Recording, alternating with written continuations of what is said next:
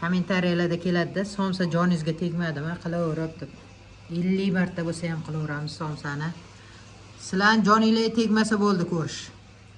Biz qiladigan ishimiz yo'q, sizlarga shu nimalardir pishirib ko'rsataveramiz. Qayta-qaytada mana yaqin ko'rsatib qaranglar. Qavatlari zo'r chiqdi, judayam. Mana bu ham toza ana xol bo'lib qo'zi qorinni holiga o'xshab, bu ham ajoyib chiqdi. Zo'r. Buni xudo xolsa og'iz ochganda bo'lamiz endi. Hozir uvoqlab o'tirmay. Assalomu alaykum, yana bir bora mana xamirimizni boshlaymiz. Bunga 2 kilo oliy navli un oldim. Qanaqasidan deganlarga, sizlar qanaqasidan ishlatasizlar? O'zingizlar qanaqa xamir qilganda yaxshi chiqadigan unga o'rgangansizlar. Ana o'shandan olaverasizlar. Bunga hozir mana 2 osh qoshiq tuz solamiz. 1 kiloga 1 osh qoshiqdan solasizlar. Soldik. 3 ta dona tuxum sariq solamiz. Bitta choy qoshiqda uksus solamiz. 70% uksusda. Sovuramiz. Endi suv quyib xamir qoramiz, oldin yog' solamiz. 100 gram atrofida yog' soldik. Aralashtiramiz. Suv quyib xamir qoramiz hozir.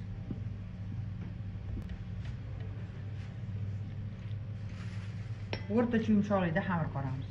Sovuq suv quyaptim, oddiy sovuq suv. Xamirimizni yaxshilab qorib olamiz. Xamirimizni qorib oldik, yaxshilab mushlaymiz.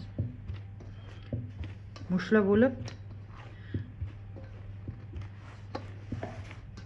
biroz tindiramizda.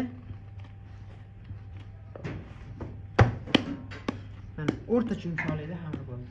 Biroz tinsin, keyin zuvalay bo'lamiz. Xamirimizni 4 ta zuvalay bo'lib oldik, tindiramiz endi, keyin yoyamiz. Xamirlarimiz rosa dam oldi. Mana ikkita qilib 4 ta zuvala qilib qo'ygandim. Hozir shu ikkitasi qoldi-da, bu ikkitani 8 taga bo'lib yordim. Kraxmal sepib, zuvala qilib yopib qo'yaptim ustini. Birpas tinib tursin. Bunisini sal boshcha tayyorlamoqchiman. Hozir endi tingandan keyin yoyamiz. Xamirimizni ikkitaligini yoyishga boshladik.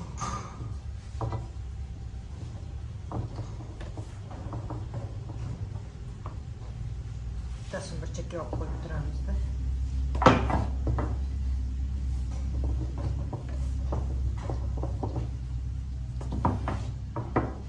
Ikkalovini hozir yoyib olaman. Xamirlarimizni ikkalovini yoyib oldik. Endi margarin eritamiz, qaranglar. Men margarinni miltr oldim. 80%lik. Keyin cheddar eleti oldim. Bu ham 80%lik. Bizda unaqa margarin yo'q deydiganlar. 82%lik margarindan olaverasizlar. Xohlaganingizdan. Ozgina yumshatib surasizlar. Yo'q bo'lmasa bir qaynatib suvini chiqarib olish kerak-da. Suv chiqib ketib, tip-tiniq yog' bo'lib qolgandan keyin olib, ozgina sovutib sursanglar bo'laveradi. Men hozir ikkalovidan teng-teng olaman. Misol uchun 200 gramga 200 gram qilib olib, eritib olaman. Margarinni eritib turib oldik. Endi ustiga ikkinchisini yopamiz.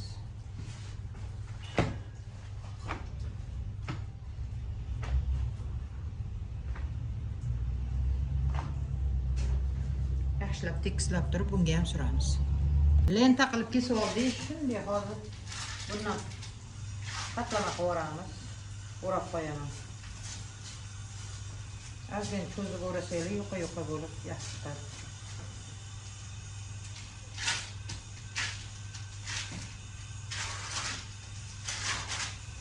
Shunaqa qilib hozir hammasini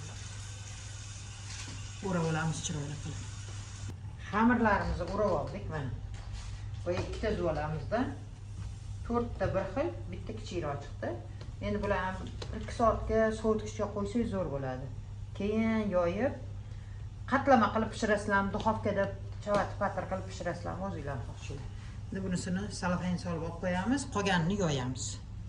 Endi 8 talik xamirimizni yoyish boshladik. Mana kraxmal o'zi sepilgan kraxmali bo'yicha yoyib oldim.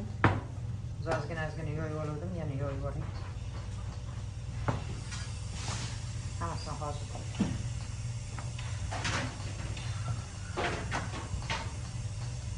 yoyib olamiz yaxshi. Endi margarinimizni oldik. Boya aytgandek, tenma-teng olasizlar, ketishiga qarab ishlataverasizlar. Yaxshilab bunga surib chiqamiz hozir.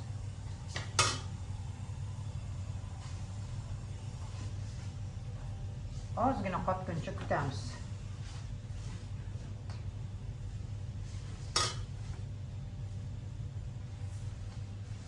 Ozgina qotgandan keyin ustini taxlasanglar zo'r chiqadi.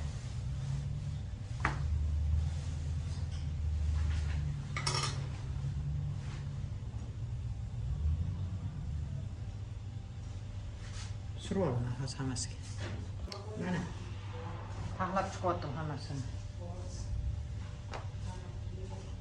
Ustini qilib taxlab chiqamiz. Oxirgisini ustiga yopamiz. Hozir buni yoyish kerak-da, bo'lmasa yog' bilan yoyish qiyin bo'ladi.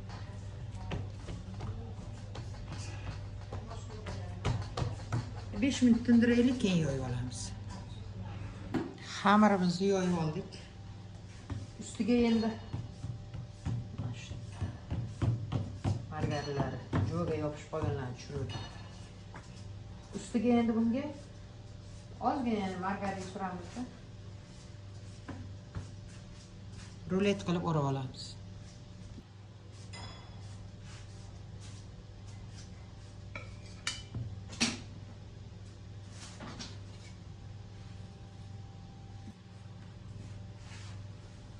Margarin surib oldik. Tortib chiroyli qilib tekis qilib o'rab chiqamiz.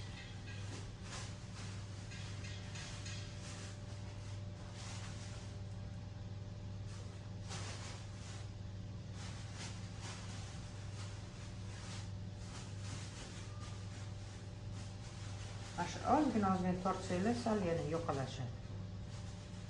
Xamiringlar qavat ko'payib. O'rab olamiz shunaqa qilib. Xamirimizni o'rab tayyorlab oldik, yana falafalga solib. Endi sovitishga qo'yib qo'yamiz.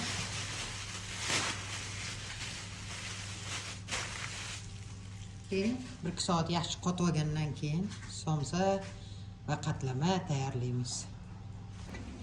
Shavat bilan yoygan ko'rsatib o'tiraman. Shunda juvalab yoydikda, ozgina chakki churdik, mana shunaqa qilib. Bunisiga tuxum surib kunjut sepdik, bunisiga surmadik. Bunisiga ozgina tuxum surdik. Usti qizarib ketyapti, yaxshi pishib olsin deb ozgina qog'oz yoptirdim. Yo'da somsalarni tayyorlab o'tdik. Xamirlarimizni kesib oldik, mana varaqlarni qaranglar. Endi mana shunaqa qilib yoyib chiqyapti. Juda katta emas, juda kichkina emas. Mana tamom. Hozir yoyib tugamiz. Qiymalarimizni tayyor qilib qo'ydik. Piyoz, go'sht, dumba yog'i, tuz, zira borlar. Tuz, zira, kashnichoq. Mana shunaqa qilib go'shtlarni to'g'rab oldik mayda qilib. Endi bunisiga ismaloq, ismaloq, piyoz, tuz, zira borlar, dumba yog'i qo'shib yubordik bunga. Hozir qiymalarni solib tugamiz. Somsalarni tugishni boshladik. Uları ismaloqligi. Uları go'shtligi. Go'shtligi mana bunaqa qilib oldin kunjutkamdek botirib oldik. Mana qaranglar. Shunday o'zini botirib olamiz. Keyin juvalaymiz. Yaxshilab juvalaymiz. Juvalab bo'lgandan keyin mana tegida qoladi-da kunjutlari. Mana tugilganda qanaqa bo'ladi? Qaranglar, bir boshqacha ajoyib bo'ladi-da. Endi hozir hammasini tugib olib, duxovkaga qo'yamiz. Duxovkalarni gradusini o'zingizlar bilasizlar qanaqaligini. Shunga qarab qo'yaverasizlar. Somsalarni qo'yib oldik, mana pishyapti, qaranglar.